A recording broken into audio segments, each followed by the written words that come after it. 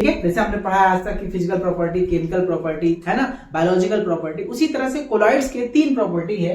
एक optical property, दूसरा kinetic property, तीसरा इलेक्ट्रिकल प्रॉपर्टी। यानी ये ऑप्टिकल एक्टिविटीज भी शो करेंगे, काइनेटिक क्योंकि उससे मूवमेंट होता रहता है, पार्टिकल बहुत हल्के हैं, लगातार मूवमेंट करते हैं, तो काइनेटिक प्रॉपर्टी भी, और इलेक्ट्रिकल क्योंकि इसके अंदर आयंस हैं, चार्ज हैं, तो ये इलेक्ट्रिकल प्रॉपर्टी भी डेवलप करते हैं। 3 प्रॉपर्टीज हमको बारी बारी समझना है। तो पहले हम ऑप्टिकल प्रॉपर्टीज की बात करते हैं।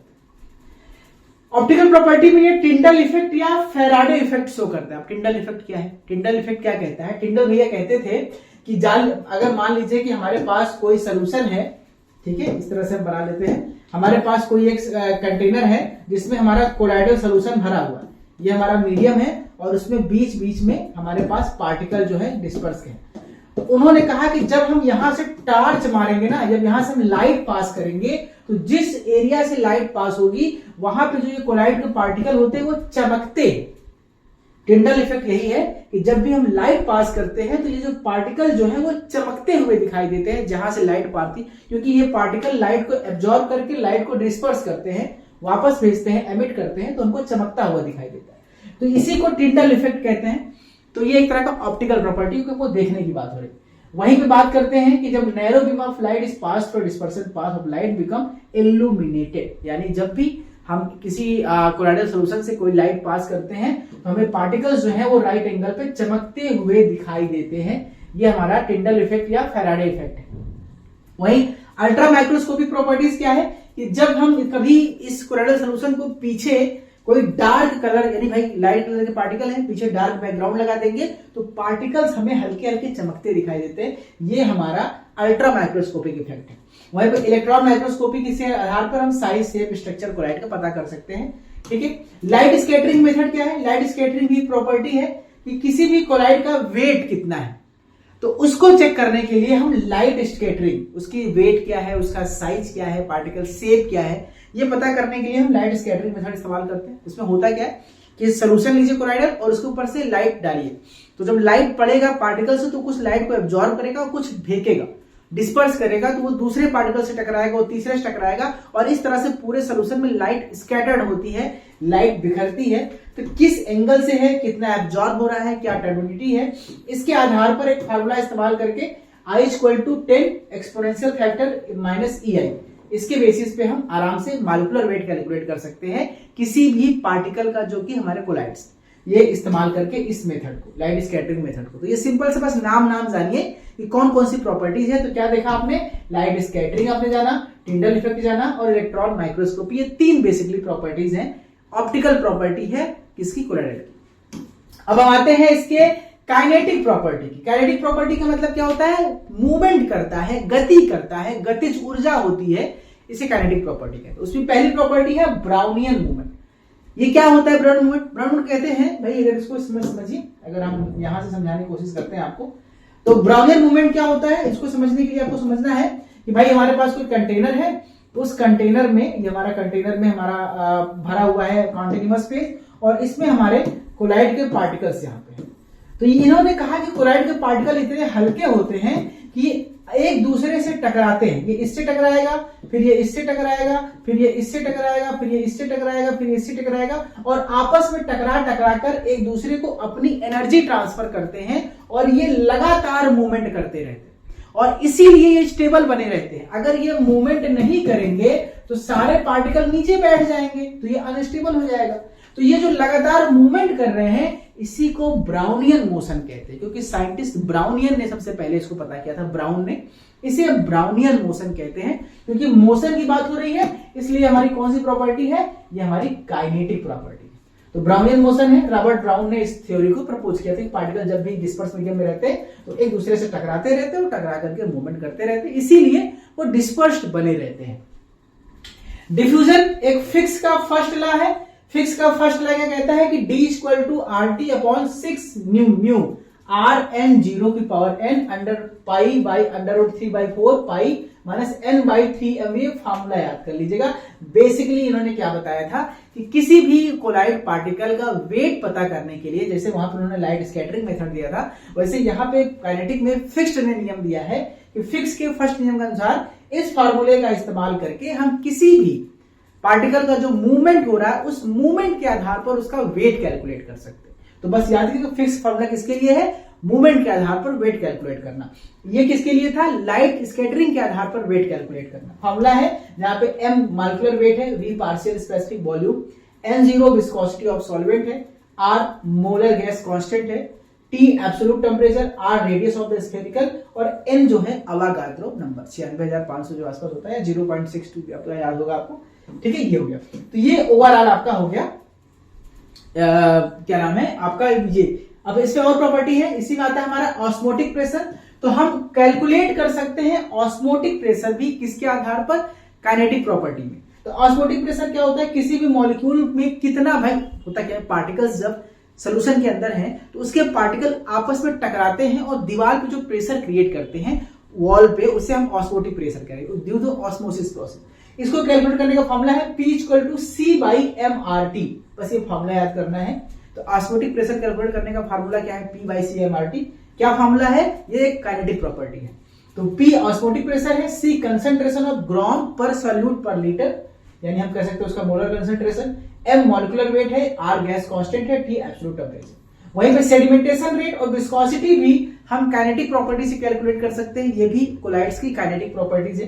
सेडिमेंटेशन आप जानते हैं, किसी पार्टिकल का नीचे बैठने की जो दर है उसे सेडिमेंटेशन कहते हैं। इसे m बराबर RTS/D 1 - VPA। बस फार्मूला याद रखना बेटा, मैं यहाँ पे बता रहा हूँ शॉर्ट में, आपको फार्मूला याद रखना है। और विस्कोसिटी कैलकुलेट कर सकते हैं, ये भी हमारी काइनेटिक प्रॉपर्टी। वहीं पे हम बात करते हैं इसके इलेक्ट्रिकल प्रॉपर्टी की। क्या है इलेक्ट्रिकल प्रॉपर्टी, क्योंकि जो कोलॉइडल पार्टिकल्स हैं उसके अंदर चार्ज होते हैं प्लस और माइनस, और प्लस माइनस चार्ज जब मूवमेंट करता है, आपको पता है जब भी कोई चार्ज मूवमेंट करता है, चलता है, तो उसके साथ कुछ पोटेंशियल डेवलप होता है, कुछ करंट डेवलप होता है। भाई जो हमारे घरों में बिजली में तार करंट आता है वो क्या है, इलेक्ट्रॉन्स का मूवमेंट ही तो है। तो उसी तरह से जब पार्टिकल्स, कोलॉइडल पार्टिकल चार्ज्ड होते हैं और मूवमेंट करते हैं तो उसमें कुछ इलेक्ट्रिसिटी की प्रॉपर्टी डेवलप होती है, इसे हम इलेक्ट्रिकल प्रॉपर्टी कहते हैं। उसमें आप जानते हैं जीटा पोटेंशियल, नष्ट पोटेंशियल, और ये दोनों पोटेंशियल आप जानते हैं क्या क्या होता है, फॉर्मूला आपको याद होगा E = E0, है ना। तो वो फॉर्मूला, बस ये कौन कौन सी प्रॉपर्टी है, ऑप्टिकल इलेक्ट्रिकल प्रॉपर्टी, एक नष्ट पोटेंशियल, दूसरा जीटा पोटेंशियल। वहीं पर नष्ट पोटेंशियल इलेक्ट्रोफोरोसिस, इलेक्ट्रोऑस्मोसिस, सेडिमेंटेशन, ये अलग अलग इलेक्ट्रिकल डबल लेयर, इसे अभी आगे आएगा डिटेल में। इसमें बस नाम जानिए कि electrical double layer, zeta potential, नष्ट पोटेंशियल, सेडिमेंटेशन पोटेंशियल, इलेक्ट्रोऑस्मोसिस, इलेक्ट्रोफोरोसिस, ये सारे जो पॉइंट्स हैं वो इलेक्ट्रिकल प्रॉपर्टी के अंतर्गत आते हैं। आपसे क्वेश्चन ऐसे पूछेगा कि इलेक्ट्रिकल प्रॉपर्टी इनमें से कौन सी है, इनमें से काइनेटिक प्रॉपर्टी कौन सी है, इसमें से ऑप्टिकल प्रॉपर्टी कौन सी है ना। जैसे आपसे पूछेगा टिंडल इफेक्ट कौन सी प्रॉपर्टी है, इलेक्ट्रिकल, काइनेटिक, मॉलिक्यूलर, ठीक है, या आपका ऑप्टिकल, तो आपको पता है कि टिंडल इफेक्ट लाइट से जुड़ा है, वो ऑप्टिकल प्रॉपर्टी है। ब्राउनियन मोशन काइनेटिक प्रॉपर्टी है। ठीक है, अब थोड़ा सा इलेक्ट्रिकल डबल लेयर को थोड़ा सा डिटेल में पढ़ लेते हैं हम लोग कि इलेक्ट्रिकल डबल लेयर क्या होता है। ठीक है, इसको समझ लेते हैं, थोड़ा सा थकान लग रही है बोलते बोलते। ठीक है, लेक्चर लंबा तो नहीं हो रहा, मैं देख लूं, नहीं ठीक है, 17-18 मिनट के आसपास हुए, खत्म कर लेते हैं इसको। तो कोलॉइडल पार्टिकल जो होते हैं उसके अंदर कुछ चार्ज होता है, माना कि हमने उसके ऊपर प्लस चार्ज है, क्योंकि जब प्लस चार्ज वाले कोलॉइडल पार्टिकल कहीं पे मूवमेंट कर रहे हैं सोल्यूशन के अंदर, ठीक है, इसको हम इस तरह समझाने की कोशिश करते हैं आपको कि भाई कोई हमारे पास ये सोल्यूशन है और उस सोल्यूशन के अंदर ये हमारा कोलॉइडल पार्टिकल, उसके ऊपर प्लस चार्ज है, अब वो मूवमेंट कर रहा है। तो जब ये मूवमेंट कर रहा है तो जितने माइनस चार्ज वाले पार्टिकल होंगे, ये ब्लैक वाले माइनस वाले हैं, ये चारों तरफ इसके इकट्ठा हो जाएंगे। क्यों? क्योंकि जो प्लस है वो माइनस को अपनी तरफ अट्रैक्ट करता है। तो जब ये प्लस वाले माइनस को इकट्ठा करेंगे तो एक लेयर बन जाएगी। अब ये जो माइनस वाले हैं ये भी तो अपने ऊपर प्लस वाले को अट्रैक्ट करेंगे। भाई प्लस वाले ने माइनस वाले को अट्रैक्ट किया, अब माइनस वाले प्लस वाले को अट्रैक्ट करेंगे, एक लेयर और बन जाएगी। यानी एक कोलाइड के ऊपर ऑटोमेटिक दो कोलाइड्स के लेयर बन जाते हैं। इसी को इलेक्ट्रिकल डबल लेयर कहते हैं, क्योंकि डबल लेयर बनना लाजमी सी बात है। अब देखिए, ये हमारा कोलाइडल पार्टिकल है जिसपे प्लस चार्ज है। अब इसके चारों तरफ निगेटिव चार्ज वाले पार्टिकल इकट्ठा हो गए और एक लेयर बन गई, और ये लेयर मजबूत लेयर है क्योंकि प्लस माइनस के बीच अट्रैक्शन ज्यादा है। और क्योंकि यहाँ पे माइनस पार्टिकल इकट्ठा हो गए तो इसके अपोजिट में अब यहाँ पे इसके ऊपर एक प्लस वाले पार्टिकल इकट्ठा हो जाएंगे। तो ये जो डबल, इसी को हम बोलते हैं इलेक्ट्रिकल डबल लेयर। ठीक है, ये समझिएगा। तो जो सबसे पहली लेयर है उसे हम कॉम्पैक्ट लेयर या फिक्स्ड लेयर कहते हैं। ध्यान समझिएगा, इसमें सब कुछ बता दूंगा मैं आपको। जो पहली लेयर है वो क्योंकि पास में है, मजबूत है, आयन का बॉन्डिंग ज्यादा है, इसे कॉम्पैक्ट लेयर, फिक्स्ड लेयर कहते हैं। और जो सेकेंड नंबर पे है इसे डिफ्यूज लेयर कहते हैं। क्यों डिफ्यूज कहते हैं? कि जब ये पार्टिकल तेजी से मूवमेंट करते हैं तो जब तेजी से मूवमेंट करते हैं तो कॉम्पैक्ट वाला लेयर तो चिपका रहता है, लेकिन ये वाला क्योंकि वीक बॉन्ड से जुड़ा है तो ये छूटने लगता है, खुलने लगता है, डिफ्यूज होने लगता है, इसीलिए इसको डिफ्यूज लेयर कहते हैं। और दोनों प्लस माइनस यानी इस लेयर और इस लेयर के बीच में जो पोटेंशियल डिफरेंस है इसी को जीटा पोटेंशियल कहते हैं। ध्यान दीजिएगा, तीन चीज मैंने आपको डिस्कस किया यहाँ पे। इलेक्ट्रिकल डबल लेयर क्या होता है, फिक्स्ड लेयर क्या होता है, कॉम्पैक्ट लेयर क्या होता है, और डिफ्यूज लेयर क्या होता है, और जीटा पोटेंशियल क्या होता है। ठीक है, इतनी सारी चीजों को मैंने यहाँ पे डिस्कस किया। ये सारे पॉइंट्स आपके एग्जाम में क्वेश्चन बन सकते हैं। चलिए थोड़ा सा डिटेल में पढ़ लेते क्या लिखा है नोट्स में। कि इसको सबसे पहले डिस्कवर किया था हेल्महोल्ट्ज ने। हेल्महोल्ट्ज ने इसे डबल लेयर के नाम से दिया 1879। ये क्वेश्चन आपका बन सकता है कि इलेक्ट्रिकल डबल लेयर की शुरुआत किसने की, खोजा किसने? हेल्महोल्ट्ज ने। तो उन्होंने बताया कि जो पार्टिकल होते हैं उनके सरफेस पे पॉजिटिव चार्ज होता है या निगेटिव भी हो सकता है, और वो अपने अपोजिट चार्ज वाले को अट्रैक्ट करते हैं, तो एक लेयर बनती है जिसे कॉम्पैक्ट लेयर कहते हैं, और उसके ऊपर एक अपोजिट चार्ज की लेयर बनती है जिसको हम डिफ्यूज लेयर कहते हैं, और दोनों के बीच के डिफरेंस को हम जीटा पोटेंशियल कहते हैं। अब आता है कि यहाँ पे डोनेट मेम्ब्रेन इफेक्ट, ये क्या होता है? ठीक है, डोनेट मेम्ब्रेन इफेक्ट क्या होता है ये आपको समझना है। देखिए डोनेट मेम्ब्रेन इफेक्ट का मतलब क्या होता है, इसको इस तरह से समझिए कि होता क्या है कि देखिए मेम्ब्रेन का मतलब क्या है कि अगर आपने कोई मेम्ब्रेन लगा दिया तो मेम्ब्रेन लगाने से क्या होता है कि आपके पार्टिकल्स जो है वो मूवमेंट करते हैं, इक्विलिब्रियम में मूवमेंट करते हैं। प्लस वाले अपनी तरफ चले जाएंगे और माइनस वाले अपनी तरफ चले जाएंगे। भाई आपने यहाँ पे इलेक्ट्रिकल फील्ड अप्लाई किया, बीच में एक सेमी मेम्ब्रेन लगा दिया, एक कोलाइडल सॉल्यूशन है, बर्तन है, उस बर्तन में कोलाइड्स रखे हुए हैं, तो आपने एक तरफ पॉजिटिव चार्ज अप्लाई कर दिया, एक तरफ नेगेटिव चार्ज अप्लाई कर दिया। तो जब पॉजिटिव और नेगेटिव चार्ज अप्लाई करेंगे तो जब यहाँ पॉजिटिव चार्ज है तो जितने नेगेटिव कोलाइड्स होंगे वो पॉजिटिव की तरफ बढ़ेंगे, और जितने पॉजिटिव वाले कोलाइड है वो नेगेटिव की तरफ बढ़ेंगे, यही होगा। और सारे जो आपके कोलाइड्स हैं वो दो पोल्स में बढ़ जाएंगे, पॉजिटिव वाले नेगेटिव की तरफ और नेगेटिव वाले पॉजिटिव की तरफ, ये इक्विलिब्रियम कंडीशन हो जाएगी। लेकिन इनका कहना है, डोनेट साहब का कहना है कि ये इक्वल डिस्ट्रीब्यूशन नहीं होता है। इक्वल डिस्ट्रीब्यूशन नहीं होता है। क्यों नहीं होता है? क्योंकि जो पार्टिकल्स जब डबल लेयर बना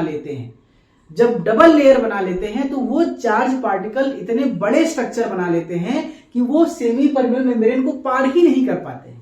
यानी नॉर्मल कंडीशन में ये होना चाहिए था कि जब हम यहाँ पे चार्ज अप्लाई करें तो दोनों तरफ प्लस माइनस कोलाइड्स बराबर होनी चाहिए। लेकिन डोनेट भाई साहब कहते हैं कि क्योंकि इसके ऊपर इलेक्ट्रिकल डबल लेयर है, डिफ्यूज लेयर, कॉम्पैक्ट लेयर मिल के आपस में इतने बड़े पार्टिकल हो जाते हैं कि वो इस सेमी परमेबल मेम्ब्रेन को पार ही नहीं कर पाते, इसलिए एक तरफ चार्ज ज्यादा होता है और एक तरफ पार्टिकल कम होता है। इसी को डोनेट मेम्ब्रेन इफेक्ट कहते हैं। ये वर्ड याद रखना, ये पॉइंट याद रखना बहुत इंपॉर्टेंट है। This is donate membrane effect. उन्होंने कहा कि जब पॉजिटिव चार्ज दोनों तरफ बराबर होनी चाहिए, निगेटिव वाले अलग, पॉजिटिव वाले अलग, लेकिन क्योंकि स्मॉल आयन जो है वो मेम्ब्रेन से डिफ्यूज कर जाते हैं, लेकिन चार्ज मॉलिक्यूल आपस में बड़े हो जाते हैं, इसलिए ये enable to penetrate the membrane, अपनी साइज के कारण ये पार नहीं हो पाते, इसलिए पोटेंशियल डिफ्यूज होने पर चार्ज पार्टिकल इलेक्ट्रिक फोर्स पे एक तरफ ज्यादा एक तरफ कम रहते हैं। इसी इफेक्ट को डोनेट मेम्ब्रेन इफेक्ट कहते हैं। अब इंटरेक्शन ऑफ कोलाइड्स की बात करते हैं तो ये बहुत डिटेल में नहीं पूछता है। इंटरेक्शन ऑफ कोलाइड आपको समझना है कि 4 पॉइंट बस याद कर लीजिएगा कि जब आपस में दो कोलाइड मिलते हैं, आपस में जुड़ते हैं, आपस में रिएक्शन करते हैं तो उसे हम इंटरेक्शन ऑफ कोलाइड्स कहते हैं। ये 4 तरीके से हो सकता है। एक म्यूचुअल प्रेसिपिटेशन, आपस में मिलकर जुड़ गए। एक कोएसर वेट फॉर्मेशन, मतलब एक के ऊपर चारों तरफ से इकट्ठा हो गए, वो कोएसर वेट फॉर्मेशन। एक होता है सेंसिटाइजेशन, यानी एक दूसरे से मिलकर दूर हो गए, सेंसिटिविटी है एक दूसरे के खिलाफ। और एक होता है प्रोटेक्शन। यानी 4 तरह के रिएक्शंस होते हैं, बस नाम याद कर लीजिए मेरे लाल कि इंटरेक्शन कोलाइड 4 प्रकार के होते हैं आपके, mutual precipitation, coacervate formation, sensitization और प्रोटेक्शन।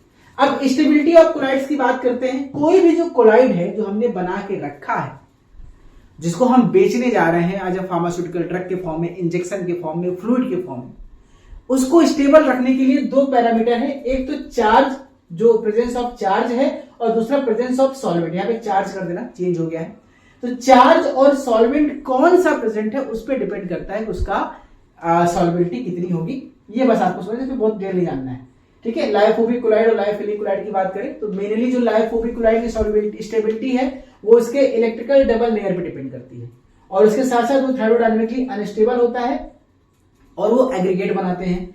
ठीक है, इसको एक्सप्लेन करने के लिए DLBO मेथड का इस्तेमाल किया गया। ये भी मेथड आगे बताऊंगा क्या होता है। इसमें 4 साइंटिस्ट थे, दर्जेगुइन, ननाऊ, वर्वा और ओवरबिक। ठीक है, फिर से दर्जेगुइन, ननाऊ और वरवे और ओवरबिक 4 लोगों ने मिलकर DLBO थ्योरी दिया था। और वहीं पे लायोफोबिक जो कोलाइड है वो डिपेंड करता है हाइड्रेशन सीथ अराउंड पार्टिकल ऊपर जो सीथ बना हुआ है उस पर डिपेंड करता है, इलेक्ट्रिकल डबल लेयर पे भी। ठीक है, अब यहाँ पे सूजी हार्डी रूल क्या होता है इसको भी जान लीजिए, एग्जाम में कई बार पूछा गया है। सूजी हार्डी रूल क्या होता है कि precipitation power of an ion on dispersed phase of opposite charge increase with increase in the valence of charge of the ions, the सूजी हार्डी रूल। ठीक है, प्रेसिपिटेशन क्या है इसको समझिए भाई। प्रेसिपिटेशन क्या है, मान लीजिए हमारे पास एक कोलाइड है, एक कोलाइड A है, एक कोलाइड B है, एक कोलाइड C। ठीक है, अब ध्यान समझिएगा।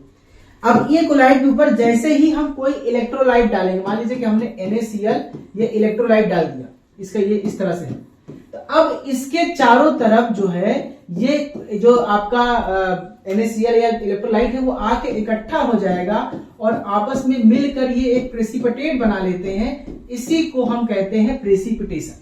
ये नॉर्मल अवस्था में है, यानी किसी भी कोलाइड को बर्बाद करना हो उसमें थोड़ा सा डाल दो क्या, इलेक्ट्रोलाइट, वो नीचे बैठ जाएगा, प्रेसिपिटेट हो जाएगा, ये प्रेसिपिटेशन है। ठीक है, अब साजी हड्डी रूल कहता है कि जो आपका इलेक्ट्रोलाइट है या जो कोलाइड है उस पर चार्ज है, जितनी ज्यादा वैलेंसी होगी, जैसे माना कि A पे +1 चार्ज है, ठीक है, A पे +1 चार्ज है, इस पे +2 चार्ज है, इस पे +3 चार्ज, तो ये ज्यादा डिफ्यूज होगा या कम डिफ्यूज होगा, सबसे कम डिफ्यूज होगा, यानी इसी को कहते हैं साजी हड्डी रूल। यानी कि जिसके पास जितनी ज्यादा वैलेंसी होगी उसमें डिफ्यूजन ज्यादा होगा, यानी प्रेसिपिटेशन ज्यादा होगा। जैसे एग्जांपल, एल्युमिनियम में +3 चार्ज है, सबसे ज्यादा प्रेसिपिटेशन होगा, बेरिलियम में +2 है और सोडियम +1, सबसे ज्यादा कैटायंस पे इस पे होगा। वहीं पे नेगेटिव आयन की बात कर ले, फेरोसाइनेट में -4 है, फॉस्फेट में -3 है, सल्फेट में -2 है, क्लोराइड में -1 है, तो सबसे ज्यादा प्रेसिपिटेशन किसमें होगा, -4 वाले चार्ज पे। यही साजी हड्डी रूल है, बहुत ध्यान समझिएगा। आपसे एग्जाम्पल पूछेगा, 4 आयन देगा, पूछेगा सबसे ज्यादा प्रेसिपिटेशन किसमें होगा, तो जिसमें ज्यादा वैलेंसी रहेगी, चाहे प्लस चाहे माइनस, वो सबसे ज्यादा शो करेगा प्रेसिपिटेशन। ये क्लियर हो गया, इसमें बहुत आसान था, कुछ भी कठिन नहीं था। वहीं पे गोल्ड नंबर क्या होता है, देखिए गोल्ड नंबर क्या होता है, इसको प्रोटेक्टिव कोलाइड्स कहते हैं। मैंने आपको थोड़ी देर पहले क्या समझाया था, चलिए फिर से रिपीट करता हूं कि आपके पास एक कोई कोलाइडल सोल्यूशन है, उसमें कोलाइडल पार्टिकल जो है वो आपस में इस तरह से डिस्पर्स्ड है। आप थोड़ी सी बदमाशी करिए और इसमें थोड़ा सा डाल दीजिए इलेक्ट्रोलाइट, कोई सा भी। जब आप इलेक्ट्रोलाइट डालेंगे तो आप क्या देखेंगे कि ये जो सारे के सारे पार्टिकल हैं वो नीचे बैठ जाएंगे। ठीक है, ये सारे के सारे पार्टिकल जो अभी डिस्पर्स थे वो नीचे बैठ जाएंगे, इसे कहते हैं प्रेसिपिटेशन, यानी हमारा कोलाइड हो गया खराब। अब एक खराब कोलाइड को बचाने के लिए इसमें एक वर्ड आता है जिसे कहते हैं प्रोटेक्टिव कोलाइड। क्या कहते हैं, प्रोटेक्टिव कोलाइड, जिसमें खास तौर पे आपके जिलेटिन आते हैं, गम एल्ब्यूमिन आते हैं, सिल्वर नाइट्रेट आते हैं। इनको जैसे ही हम डालते हैं ये फिर से रीडिस्पर्स्ड हो जाते हैं, यानी जो कोलाइड हमारा खराब हो चुका है उसको फिर से रीडिस्पर्स करने के लिए हम जिस चीज को डालते हैं उसे कहते हैं प्रोटेक्टिव कोलाइड। और किसी 1 ग्राम, ध्यान समझिएगा, किसी भी आपके 1 ml सोडियम क्लोराइड के 10% सोल्यूशन के 1 ml को डालकर उसको प्रेसिपिटेट खराब कर दिया, और उस 10 ml सोल्यूशन जो प्रेसिपिटेट हो चुका है उसको फिर से सही करने के लिए जितने अमाउंट में प्रोटेक्टिव कोलाइड की मात्रा चाहिए होती है उसे उसका गोल्ड नंबर कहते हैं। आई रिपीट अगेन कि कोई हमारे पास एक सोल्यूशन है, कोलाइडल सोल्यूशन, इसमें हमने 10% NaCl का 1 ml सोल्यूशन डाला और ये प्रेसिपिटेट हो गया। अब इसको प्रेसिपिटेट हो गया, मान लीजिए हमारे पास कोई है जिलेटिन, अब इसका हमने 0.1 मिलीग्राम डाला, नहीं सही हुआ, 0.2 मिलीग्राम डाला, नहीं सही हुआ, 0.3 मिलीग्राम डाला, नहीं सही हुआ, 0.5 डाला, सही हो गया। मतलब इसका गोल्ड नंबर क्या है, 0.5 मिलीग्राम जिलेटिन। समझ में आया, यानी 10 ml का 1% NaCl डालने के बाद जो कोलाइड प्रेसिपिटेट हो जाता है उसे फिर से रीडिस्पर्स करने के लिए हमें कोलाइड की, प्रोटेक्टिव कोलाइड की जितनी मात्रा की आवश्यकता होती है उसे उस कोलाइड का गोल्ड नंबर कहते हैं। जैसे जिलेटिन का गोल्ड नंबर है 0.005 से 0.001, ये याद कर लेना। एक एल्ब्यूमिन का गोल्ड नंबर है 0.08 से 0.01, गम अरेबिक का गोल्ड नंबर है 0.10 से 0.15, पोटैटो स्टार्च का गोल्ड नंबर है 25, ट्रेगाकान गोल्ड नंबर है 2 और सोडियम ओलिएट का गोल्ड नंबर है 1 से 5। ये सब ग्राम की बात हो रही, ठीक है। अगर आप चाहते हैं देखना पूरा वीडियो लेक्चर, इसके साथ साथ जीपैड स्टडी मटेरियल और एमसीक्यूज क्वेश्चन की प्रैक्टिस अपने जीपैड के लिए, तो डाउनलोड कीजिए हमारा एप्लीकेशन KCL ट्यूटोरियल अपने गूगल प्ले स्टोर से, और उसको ओपन करने के बाद आप जाइए स्टोर ऑप्शन में, जहां पे आपको दिखेगा कोर्स टारगेट जीपैड 2024, और इसके साथ आप पाएंगे ढेर सारी वीडियो लेक्चर, जीपैड स्टडी मटेरियल, MCQ क्वेश्चंस और वीडियो से